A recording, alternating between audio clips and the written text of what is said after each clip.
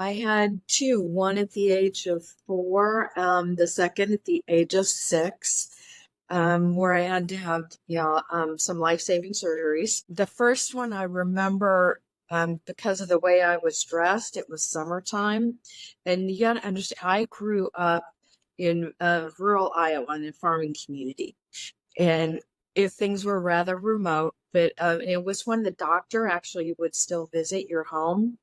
And I remember laying on the couch and my mom, because I had a very high fever, she later told me it was probably around 100, 405 degrees. But I remember laying on the couch, there was a blanket on me, and it was so heavy, I couldn't move it. And the doctor came to the house, examined me, and I remember my parents and the doctor then going to the next room and discussing if I was going to go to the nearest hospital, which was probably about 15 minutes away, or go to the University of Iowa hospital, which was about an hour away.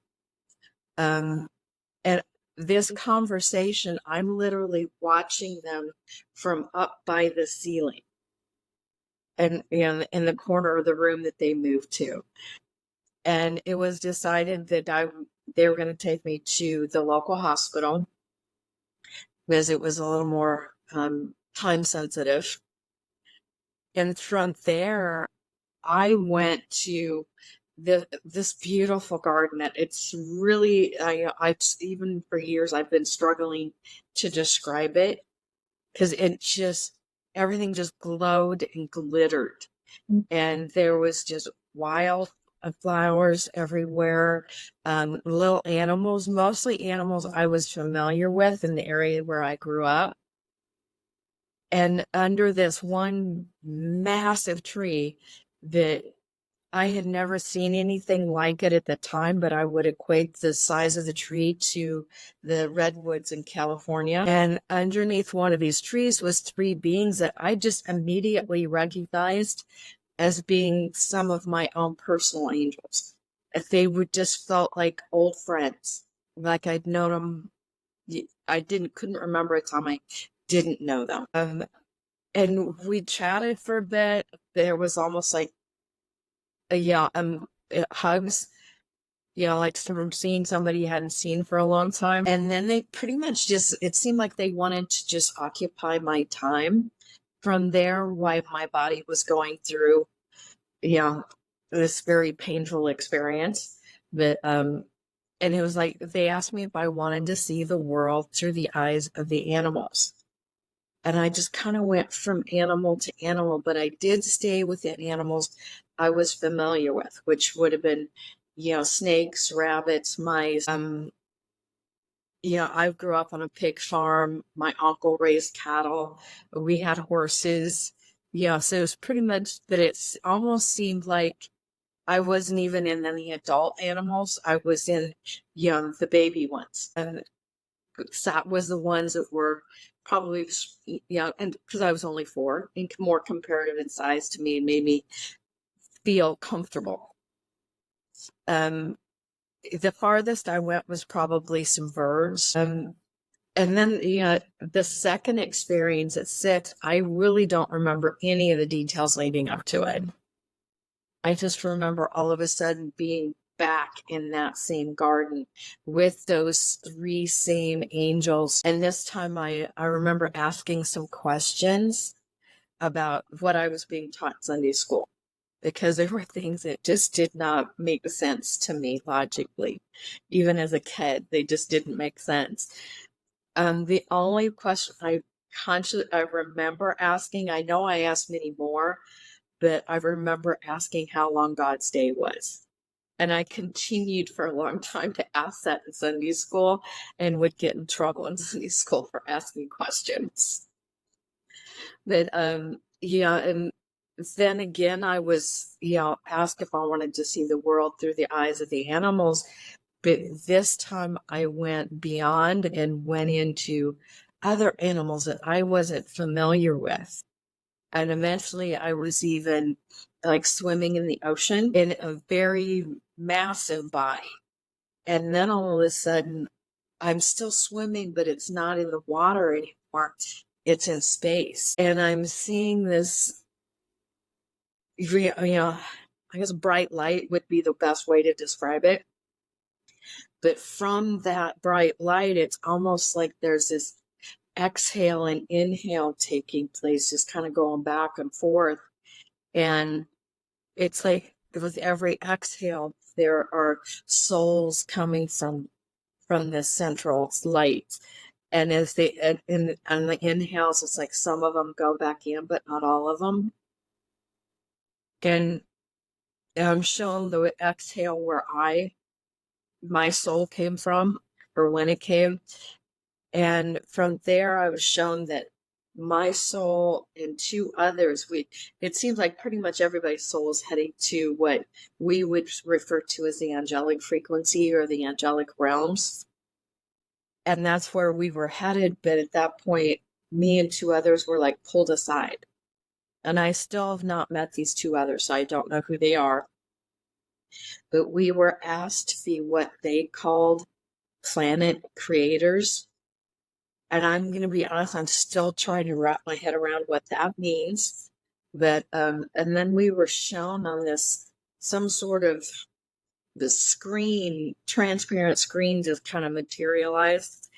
And we were shown what it'd be like if we did and what it'd be like if we didn't. And I don't remember a lot of the details from that, but I do remember that the other two beings did not take that role.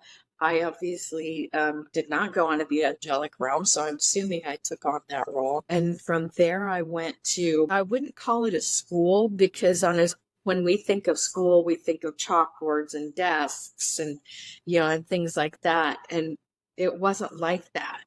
It was a training, would be a better description, because it was much more hands-on, much more experiential. And a lot of it I would describe as playing and working with energy and frequencies.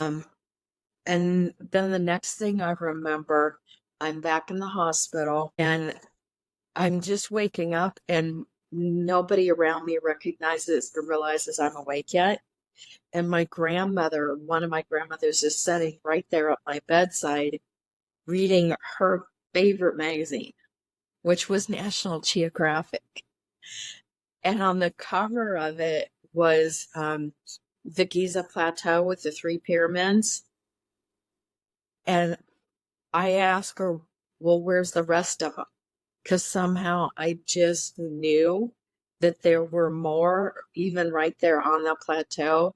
And I think it's interesting that just here about 4 or 5 years ago, they found foundations for several other, smaller pyramids, but, foundations for more of them. So how do you think that you had that information that was just so natural to you? Because you were 6 years old, right? Yeah, and the second one I was 6, where I had, more of it seemed to be more of an experience, or remember more of the experience anyway.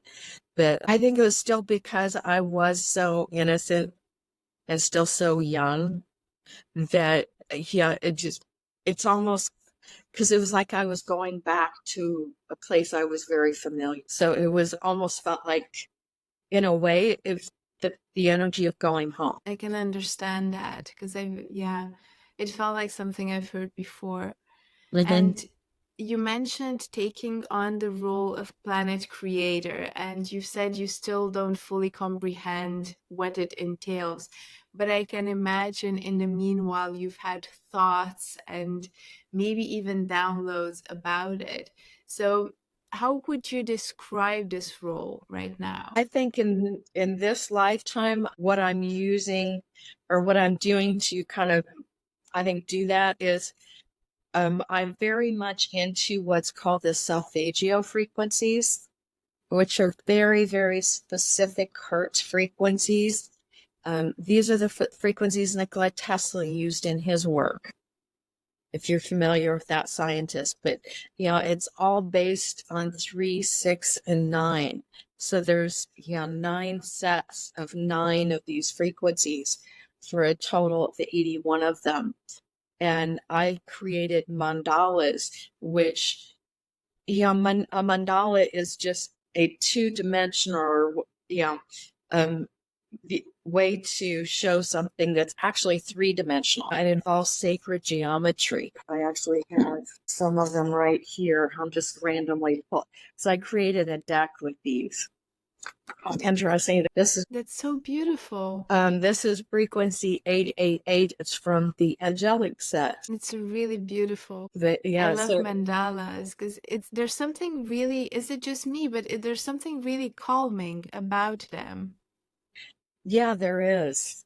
Yeah, because everything, sound, it isn't just sound, it's a frequency. It's so it's color and, but, vibration. Atom is an atom. It's what frequency it's vibrating at. And I think these different self-asio frequencies, by listening to them, doing visual tools, different things, different ways to work with them, can help bring us back to our original blueprint. What is our original blueprint? Yeah, I think we're all still trying to figure that out. That's going to be part of the process of, yeah, getting back home, which, Got it. to me, home is those faster frequencies, or dimensions, whatever words you want to call them. And I like the term faster, slower, better than higher and lower, because just because, one a frequency isn't faster doesn't really mean it's better. In some cases it is, in some cases it isn't. Makes sense. And I wanted to come back to something you mentioned earlier, which was this, I'm hoping I don't butcher this, but solfeggio frequencies. Uh-huh. Because we were talking about how the frequencies come together in mandalas as well, but they also come together through sounds. And you also mentioned Nikola Tesla using that. So for those of us who haven't heard of these frequencies, could you give us a bit of like a definition of what it is and why are they beneficial? Nikolai Tesla said that if we understood 3, 6, and 9, we'd understand the universe. And all of these numbers, when even with the 888, you keep adding those up until you're back down to one number. If all these 3-digit numbers always add up to 3, 6, or 9. There is no zeros in any of the self-asio frequencies. It's all based on Pythagorean math. So these frequencies are ancient. And even, if some people think Pythagoras invented what we call the Pythagorean serum, but he didn't. He just rediscovered it. It's much older than that. Yeah, is even when, like, NASA has sent spacecraft out into the universe, out to the galaxy. Each and every sphere, every planet, every moon, every sun puts off a frequency, and they're all self-asio frequencies. These are literally, some of the ancient, like Native American, some of the traditions from India, they speak of our universe being sung into existence. And I believe these are the frequencies that were used. And that's why these can help us realign with that original blueprint. Right, so it's almost like the frequency of creation. Yes. Our own sun puts off frequency 528, which is considered to be the frequency of divine love and DNA healing. These frequencies are some, Mayo Clinic and some other different hospitals here in the U.S., at least. I don't know about anywhere else, but at least here in the U.S., they're starting to use frequencies to help break up cancer cells. I've And heard guess that what? It's a as well. self-asio frequency they're using. There we go. I think there's just so little that we've just started to comprehend about sound and frequencies, but it feels like we're starting to understand more and more. And luckily, I think there's also more and more appetite to uncover more about this and create more usage for frequencies. Mm-hmm. Yeah, if we would just all start tuning our musical instruments to 432 instead of 440, it's so much more healing. and it's just so little of a difference. But when you listen to it, it sounds just so much more soothing, so much more comfortable. That's so interesting to hear because I really don't know a lot about music, but I'm starting to learn about frequency. So it's fascinating for me to understand. So going back to your near-death experiences, you were at the time a child, basically. So what did you think happened? What did you understand of that experience?